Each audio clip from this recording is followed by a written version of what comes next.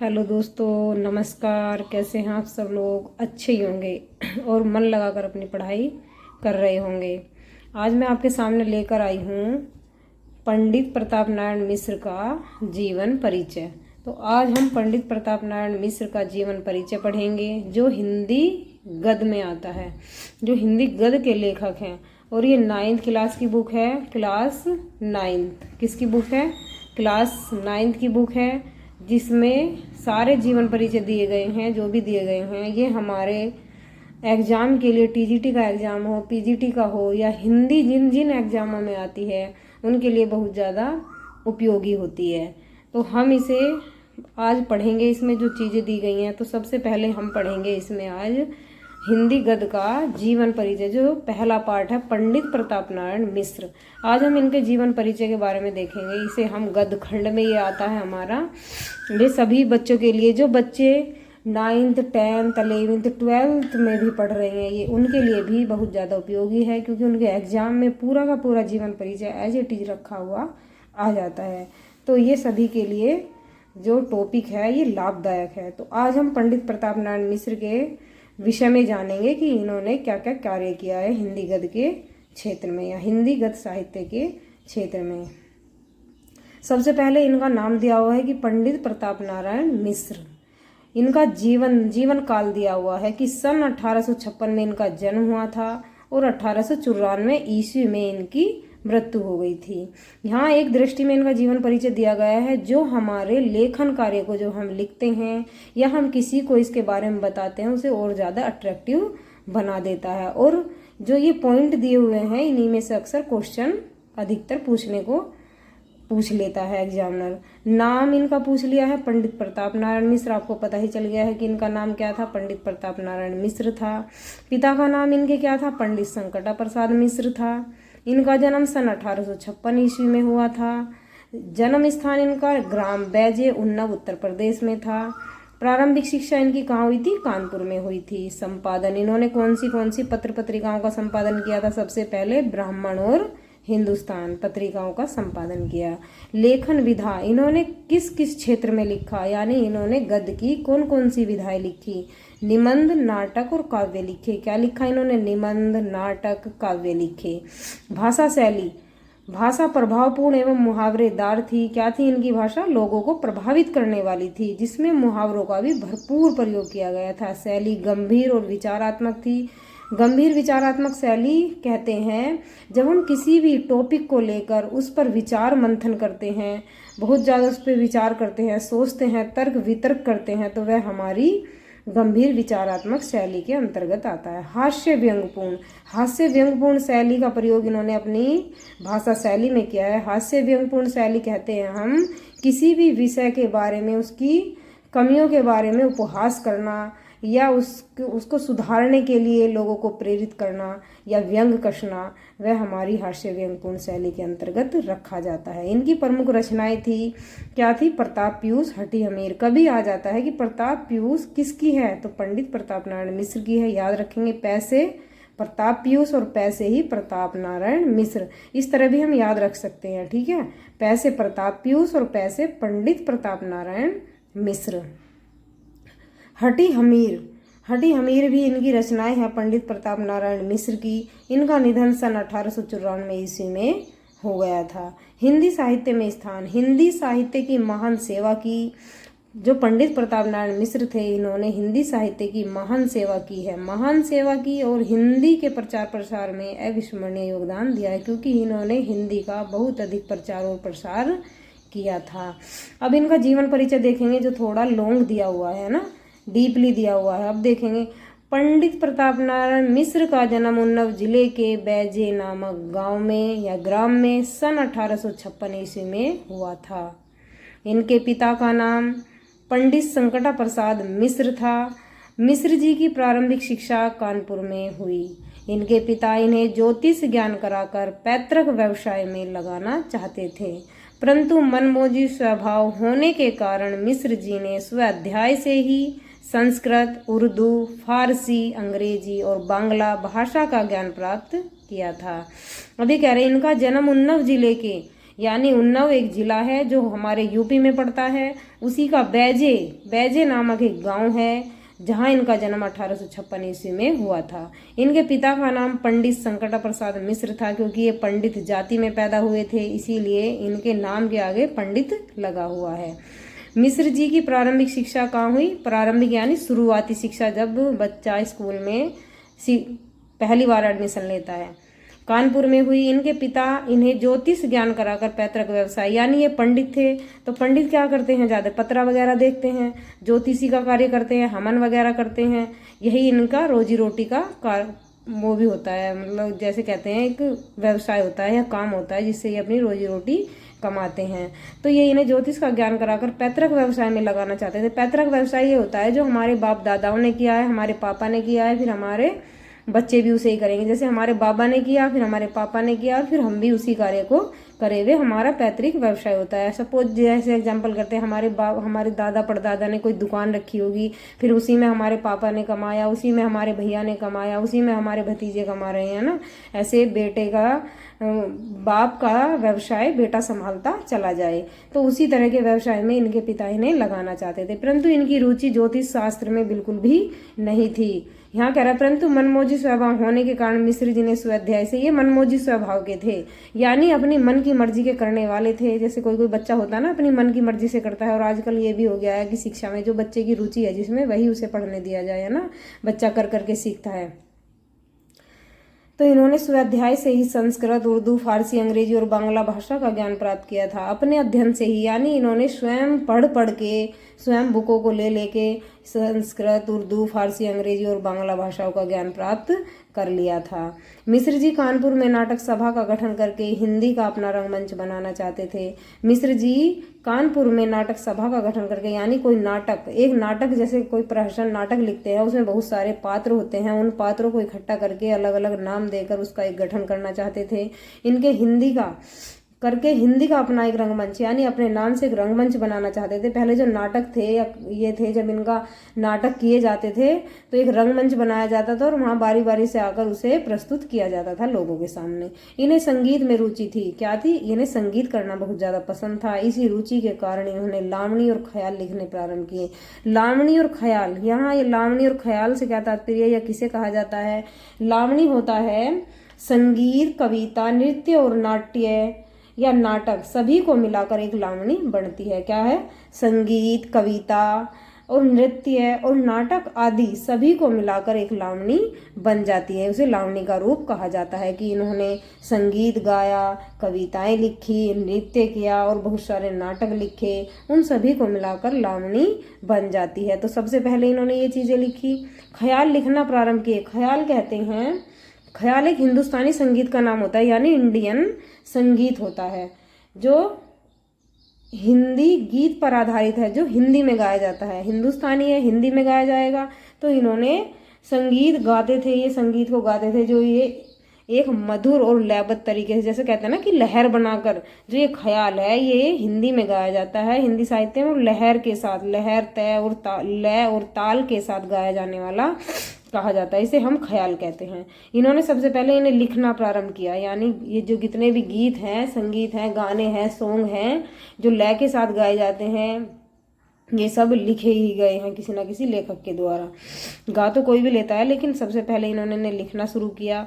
इनकी रुचि संगीत में थी। धीरे धीरे वह कविता एवं लेखक के रूप में हिंदी प्रेमियों के समक्ष प्रकट हुए। जब धीरे धीरे इन्होंने कहानी, नाटक, कविताएं लिखना शुरू कर दिया तो ये लेखक के रूप में जो हिंदी प्रेमी थे उनके समक्ष, यानी उनके सामने प्रकट हुए, उनके सामने होने लगे, यानी इनका थोड़ा प्रचार और प्रसार होने लगा। जब नया नया कोई कवि आता है या कोई हीरो या हीरोइन आता है तो उसका प्रचार होता है ना, इसी तरह ये उनके सामने आने लगे।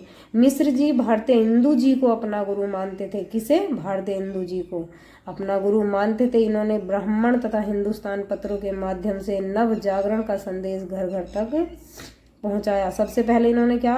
ब्राह्मण और हिंदुस्तान पत्रों के माध्यम से, ये पत्र थे नव जागरण मतलब लोगों को जगाना, लोगों में नई चेतना भरना का संदेश घर घर तक पहुंचाया। यानी ये एक अखबार, ब्राह्मण और हिंदुस्तान एक पत्र का नाम है जिसे ये घर घर पर बांटते थे ताकि लोग इसे पढ़ें और नई चेतना या नई जागृति उनमें पैदा हो। मिश्र जी मात्र 38 वर्ष की अल्पायु में ही सन 1894 ईस्वी में साहित्य कानपुर में मृत्यु हो गई। क्या हुआ? मिश्र जी की मात्र 38 वर्ष की अल्पायु में, बोलेंगे मात्र 38 वर्ष की अल्पायु में ही सन 1894 ईस्वी में कानपुर में इनकी मृत्यु हो गई थी। कानपुर में ही इनकी मृत्यु और कानपुर में ही इनकी प्रारंभिक शिक्षा शुरू हुई थी। कानपुर में ही इन्होंने अपना हिंदी का एक रंगमंच का गठन किया, नाटक के। तो अधिकतर चीजें इन्होंने कानपुर में रहकर ही की थी। अब इनका देखेंगे साहित्यिक परिचय। क्या देखेंगे? साहित्यिक परिचय। साहित्य परिचय में इन्होंने क्या किया है? साहित्य में पंडित प्रताप नारायण मिश्र की रुचि लोक साहित्य की रचना करने में अधिक थी। लोक साहित्य यानी लोगों का साहित्य। किसे कहेंगे? लोक साहित्य होता है समाज का साहित्य। जो लोग होते हैं, लोगों से मिलकर समाज बनता है, उस समाज के साहित्य की रचना करने में अधिक रुचि थी। उनकी क्या क्या परेशानियां थी, कैसे कैसे वे रहते थे, कितने दुख दर्द झेलते थे उस समय, उन लोगों के बारे में इन्होंने साहित्यिक रचना लिखी। उसी में इनकी सबसे ज्यादा रुचि थी। इसीलिए इन्होंने प्रारंभ में ख्याल लिखकर अपना साहित्यिक जीवन प्रारंभ किया। ख्याल लिखकर, ख्याल में हिंदुस्तानी संगीत आता है, और संगीत, हिंदुस्तानी संगीत यानी संगीत के माध्यम से, किसी गीत के माध्यम से, कविता के माध्यम से इन्होंने लोक साहित्य को उजागर किया। गाने के माध्यम से जीवन प्रारंभ किया। इन्होंने भारतीय हिंदू जैसी भाषा शैली अपनाने का प्रयास किया, यानी जैसी शैली भारतीय हिंदू जी की थी उसी को अपनाने का इन्होंने प्रयास किया है। जैसे हम किसी को अपना गुरु मानते हैं ना, और उसी की बातों का, उसी का अनुसरण करते हैं, उसी की बातें मानते हैं, उसी के बताए हुए रास्ते पर चलते हैं, तो इन्होंने भारतीय हिंदू जी को अपना गुरु माना और उसी को अपनाने का या उसी का अनुकरण करने का प्रयास किया। भारतीय हिंदू जी की कवि वचन सुधा से प्रेरित होकर जो इनकी कवि वचन सुधा रचना थी, उसे इन्होंने पढ़ा और उसे पढ़कर ये बहुत ज्यादा प्रेरित हुए या प्रभावित हुए। इन्होंने काव्य रचना भी की। उसके बाद इन्होंने क्या करना शुरू कर दिया? काव्य रचनाएं करनी भी शुरू कर दी। काव्य एक हमारा गद होता है, एक पद होता है, जिसे हम काव्य कहते हैं, जिसमें हमारी क्या आती है? जिसमें हमारी कविताएं आती हैं, दोहे आते हैं, छंद आते हैं, अलंकार आते हैं ना, गीत आते हैं, उसे हम काव्य कहते हैं। मिश्र जी ने लगभग 50 पुस्तकों की रचना की। कितनी? 50। अभी क्वेश्चन आ जाता है कि मिश्र जी ने लगभग कितनी पुस्तकों की रचना की थी? 50 पुस्तकों की रचना की थी। इनमें नाटक, निबंध, आलोचना, कविता आदि सम्मिलित है। सबसे ज्यादा क्या है इन 50 में? सबसे ज्यादा नाटक है, निबंध है, आलोचना यानी किसी भी विषय को लेकर आलोचना करनी, आलोचना करना, तर्क वितर्क करना, वे आलोचना में आता है। कविता में गीत, संगीत, ऐसी कुछ चीजें आती हैं, आदि सम्मिलित है। नगरी प्रचारणी सभा काशी द्वारा इनकी रचनाओं का संग्रह प्रताप नारायण मिश्र ग्रंथावली शीर्षक से प्रकाशित किया गया है। नगरी प्रचारणी सभा काशी अर्थात बनारस में, जिसे अब बनारस कहा जाता है, बनारस काशी द्वारा इनकी रचनाओं का संग्रह प्रताप नारायण मिश्र ग्रंथावली, एक ग्रंथावली जिसका नाम रखा गया प्रताप नारायण मिश्र ग्रंथावली शीर्षक से प्रकाशित किया गया है। जैसे हम कोई भी आज की डेट में PDF बना लेते हैं और उसमें कई सारी चीजें इकट्ठी कर लेते हैं, तो इनका एक क्या बना? संग्रह इन्होंने बनाया, जिसमें सारी इनकी, उसे नाम दे दिया गया प्रताप नारायण मिश्र ग्रंथावली शीर्षक में प्रकाशित किया गया। यानी इनकी जितनी भी रचनाएं थे सब उसी के अंदर सेव थी या रखी गई थी। इसके बाद हम पढ़ेंगे इनके कीर्तियों में इनकी क्या कहते हैं? कीर्तियों में निबंध संग्रह, नाटक, प्रहसन, अनुदित नाटक, जितनी भी इनकी रचनाएं हैं वो सब कीर्तियों में आ जाती हैं, उसे हम कीर्तियां कहते हैं। कीर्तियां में निबंध संग्रह में इनका सबसे पहले प्रताप पीयूष क्या है? इनका निबंध है। प्रताप पीयूष इनका निबंध है। निबंध नवनीत, प्रताप समीक्षा आदि। इसके बाद इनके नाटक है। नाटक हट्टी हमीर, जो बहुत ही महत्वपूर्ण है, प्रमुख है। हट्टी हमीर, कली प्रभाव, गो संकट, कली कौतुक आदि। काव्य श्रृंगार विलास, मन की लहर, प्रताप लहरी, शाकुंतल, प्रेम पुष्पावली, शैव सर्वस्व, लोकोक्ति शतक, मानस विनोद आदि। क्या है? ये इनके काव्य हैं, जो इन्होंने काव्य लिखे, जो कहानी, गीत, दोहों के रूप में लिखे जाते हैं। प्रहसन भी नाटक का ही एक रूप होता है। जुआरी खुआरी, समझदार की मौत आदि। अनुदित, जो इन्होंने अनुदित किए। अनुदित का मतलब होता है जो किसी और भाषा के नाटक होते हैं उन्हें दूसरी भाषा में कन्वर्ट करना या उनका अनुवाद करना। बंगाल के प्रसिद्ध लेखक बंकिम चंद्र जी की रचनाओं राजा सिंह इंदिरा, राधा रानी आदि का हिंदी में अनुवाद किया। जो बंगाल के प्रसिद्ध लेखक बंकिम चंद्र चटर्जी थे, उन्होंने अपनी जो उनकी रचनाएं थी राजा सिंह, इंदिरा, राधा रानी, उन्होंने बंगला भाषा में लिखी थी। कौन सी भाषा में लिखी थी? बंगला भाषा में लिखी थी। और इसका अनुवाद इन्होंने हिंदी भाषा में किया। किसने किया हिंदी भाषा में? पंडित प्रताप नारायण मिश्र ने। जो रचनाएं लेखक लिखता नहीं है और केवल उनका अनुवाद दूसरी इजी भाषा में कर देता है, उसे अनुदित कहते हैं। भाषा शैली। भाषा, मिश्र जी की भाषा साधारण बोलचाल की भाषा है। कैसी? साधारण बोलचाल की। जो साधारण मनुष्य यानी गांव के लोग, गांव समाज के लोग जौन सी भाषा को बोलते हैं वो साधारण भाषा होती है, जो आसानी से लोगों की समझ में आ जाती है। उसमें किसी प्रकार का बनावटीपन, अस्वाभाविकता और क्लिष्टता नहीं है। क्लिष्टता मतलब कठिन नहीं है।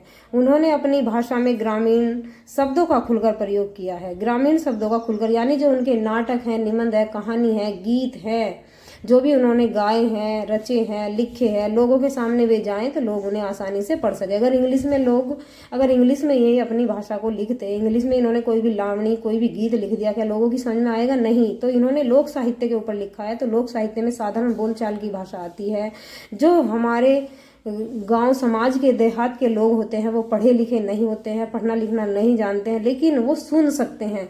कोई भी कहानी, नाटक उनके सामने प्रस्तुत किया जाए या उन्हें पढ़कर सुनाया जाए तो क्या है, वो लोग समझ जाते हैं। जैसे हमारी रामायण, महाभारत है, बाइबिल है, कुरान है, जैसे हमारे ग्रंथ हैं। और जो हमारे बुजुर्ग होते हैं वो पढ़े लिखे नहीं होते, लेकिन फिर भी हम उन्हें गा गा कर सुनाते हैं ना, पढ़ के सुनाते हैं, तो वो उस चीज़ को समझ लेते हैं। इसीलिए इन्होंने साधारण बोलचाल की भाषा में लिखा है। और जो इन्हें लगी अच्छी कविताएं लगी, अच्छी इन्हें कहानी लगी, निबंध संग्रह लगे, जो भी इन्हें अच्छा लगा उसका अनुवाद इन्होंने दूसरी लैंग्वेज में कर दिया, जिसे लोग आसानी से समझ सकें। समझ में आ गया? तो इन्होंने ग्रामीण शब्दों का खुलकर प्रयोग किया है अपनी रचनाओं में, इसीलिए वह शुद्ध और परिष्कृत नहीं रह पाई। कौन सी? जो व्याकरणिक भाषा होती है जिसमें क्लिष्टता पाई जाती है वह शुद्ध होती है, लेकिन जो हमारी साधारण बोलचाल भाषा होती है वह हमारी शुद्ध नहीं होती, लेकिन लोगों की समझ में आ जाती है। इसके साथ ही अरबी, फारसी, संस्कृत और अंग्रेजी भाषा के शब्दों का भी प्रयोग दिखाई देता है, यानी कहीं कहीं इनकी रचनाओं में इन शब्दों का भी प्रयोग किया गया है, देखने को मिलता है। मिश्र जी ने अपनी भाषा को सबल और चुस्त बनाने के लिए कहावतों और मुहावरों का पर्याप्त प्रयोग किया है। कहावतें और मुहावरों का प्रयोग किस लिए किया है? यानी कहावतों और मुहावरों के माध्यम से कोई भी चीज हम एक शब्द में समझ लेते हैं या आसानी से हमारी समझ में आ जाए। जैसे कहावत है, पुरानी कहावत है ना, पुरानी कहावत है जैसे काला अक्षर भैंस बराबर किसे कहते हैं? अनपढ़ को कहते हैं ना। बहुत सारी कहावतें हैं, मुहावरे हैं, हम जानते हैं ना। आँख का तारा होना यानी किसी का एकमात्र सहारा होना, एक बेटा होना। पर्याप्त प्रयोग किया है। सत्यता यह है कि व्याकरण की दृष्टि से मिश्र जी की भाषा दोषपूर्ण होते हुए भी भाव प्रकट करने में पूर्ण रूप से समर्थ है। सत्यता यह है यानी सच तो यह है कि व्याकरण की दृष्टि से मिश्र जी की जो भाषा है, व्याकरण की दृष्टि से अगर देखा जाए तो मिश्र जी की भाषा दोषपूर्ण है, अर्थात उसमें दोष पाए जाते हैं, कमियां पाई जाती हैं। लेकिन फिर भी भाव प्रकट करने में जो भाव प्रकट हुआ है उनकी कविताओं से, उनकी रचनाओं से, उनके नाटकों से, वह पूर्ण रूप से समर्थ है। पूर्ण रूप से समर्थ है यानी लोगों के अच्छे से समझ में आता है, लोग उसे समझ पाते हैं। उसमें पूर्वीपन और पंडिताऊपन की झलक स्पष्ट दिखाई देती है। क्या दिखाई देती है? पूर्वीपन, यानी ये पूर्व क्षेत्र के रहने वाले थे, इसीलिए पूर्वीपन दिखाई देता है। पंडिताऊपन की झलक स्पष्ट, पंडिताऊपन क्यों दिखाई देता है? क्योंकि ये पंडित परिवार में पैदा हुए थे, पंडित जाति में पैदा हुए थे, इसीलिए पंडिताऊपन की झलक इनके व्यक्तित्व में दिखाई देती है, झलक स्पष्ट रूप से दिखाई देती है। शैली, ये अब इनकी शैलियों के बारे में बात करेंगे, यानी बोलने का तरीका। शैली किसे कहते हैं? भाषा शैली। भाषा शैली जो हमारा बोलने का तरीका होता है, हमारा व्यवहार होता है, वह हमारी शैली होती है। मिश्र जी हास्य, व्यंग, विनोद के मिश्रण थे। इनकी शैली पर इनके व्यक्तित्व की स्पष्ट छाप है। हमें मिश्र जी की शैली के दो रूप दिखाई देते हैं। कौन कौन से? हास्य व्यंग प्रधान शैली। हास्य व्यंग प्रधान शैली उस शैली को कहते हैं जिसमें लेखक किसी विषय को लेकर उसकी खामियों को उजागर करने या उन्हें सुधारने के इरादे से उसकी कमियों का उपहास करता है, या उन पर व्यंग कसता है, उन्हें सुधारने के लिए लोगों को प्रेरित करता है, या कहीं कहीं उसमें उसका उपहास करता है यानी उसका मजाक उड़ाता है, उसे हास्य व्यंग प्रधान शैली कहा गया है। समाज की कुरीतियों पर, तो इन्होंने क्या करा? समाज की कुरीतियों पर विषय को लेकर, समाज की कुरीतियों के विषय को लेकर व्यंग प्रहार इनके साहित्य का प्राण था। यानी सबसे पहला इनका था कि समाज में जितनी भी कुरीतियाँ फैली हुई हैं, जितने भी आडंबर फैले हुए हैं, कुरीतियों का मतलब है पर्दा प्रथा, दहेज प्रथा, जितनी भी चीजें थी ये क्या थी, अमानवीय थी। इन्हें हम क्या कहेंगे, कुरीतियाँ फैली हुई थी समाज में। तो इन्होंने इन्हें सुधारने का प्रयास किया, अपनी कविताओं के माध्यम से लोगों को उजागर किया, इन पर व्यंग कसे, इनकी कमियों को चुना और इन्हें सुधारने का उपदेश दिया अपने कहानियों के माध्यम से। इस शैली में चुलबुलापन, वचन वक्रता आदि गुण विद्यमान है। इनकी जो शैलियों में चुलबुलापन और वचन वक्रता आदि के गुण भी विद्यमान है, कहीं कहीं चुलबुलापन भी है। गंभीर विचारात्मक शैली, इस शैली में मिश्र जी की मननशीलता तथा चिंतनशीलता के दर्शन होते हैं। इसमें भाषा शुद्ध, परिमार्जित तथा व्यवस्थित है। जो गंभीर विचारात्मक शैली होती है, इस पर हम किसी भी विषय को ले लेते हैं, उस पर हम विचार करते हैं, मंथन करते हैं, सर्च करते हैं, चिंतन करते हैं, और जिस चीज़ पर, जिस टॉपिक पर हम चिंतन करते हैं वह गंभीर विचारात्मक शैली के अंतर्गत आता है। और उसकी भाषा भी शुद्ध और परिमार्जित और व्यवस्थित होती है, यानी उसे व्यवस्थित तरीके से लिखा जाता है। इसमें इनके कितने नाटक है, शिव मूर्ति है, यानी इन्होंने शिव मूर्ति के ऊपर विचार मंथन करके इसे गंभीर विचारात्मक शैली के अंतर्गत रखा है। मनोयोग, यानी मन से विचार करने वाला मनोयोग या निबंध इसी शैली के अंतर्गत आते हैं। इनकी शिव मूर्ति एक रचना है, मनोयोग इनका एक निबंध है जो इसी शैली के अंतर्गत आता है, गंभीर विचारात्मक शैली के अंतर्गत आते हैं। हिंदी साहित्य में स्थान, हिंदी साहित्य में मिश्र जी ने हिंदी साहित्य की महान सेवा की है। महान सेवा मतलब बहुत ही ज़्यादा सेवा की है। मिश्र जी उत्कृष्ट कोटि के निबंधकार, भावुक कवि, उत्कृष्ट कोटि उच्च कोटि के, भावुक यानी लोगों को भावुक करने वाले, सफल अनुवादक, यानी इन्होंने जितनी भी रचनाओं का अनुवाद किया है वे इनकी ज़्यादा से ज़्यादा सफल रही हैं, असफल नहीं रही हैं। कुशल नाटककार, और इन्होंने जो नाटकों का मंचन किया है, रंगमंच सजाए हैं, वे बहुत ही कुशल थे। अनुभवी संपादक, और इन्होंने बहुत सारी रचनाओं का संपादन भी किया है। मिश्र जी ने हिंदी साहित्य के प्रचार प्रसार में उल्लेखनीय योगदान दिया है। प्रचार प्रसार मतलब उसे फैलाया है, उसका प्रचार किया है, किसी भी चीज़ को प्रचारित करना है ना, योगदान दिया है। एक महान साहित्यकार के रूप में इनका योगदान सदैव स्मरणीय रहेगा, यानी हिंदी साहित्य में इन्होंने जो योगदान दिए हैं वे सदैव हम उन्हें याद रखेंगे, या लोग उन्हें याद करते रहेंगे या याद रखेंगे। ठीक है, ये हमारा पूरा हो गया है। ये अच्छा लगा है तो चैनल को लाइक करना, सब्सक्राइब करना और अपने दोस्तों और मित्रों को शेयर करना। थैंक यू, धन्यवाद।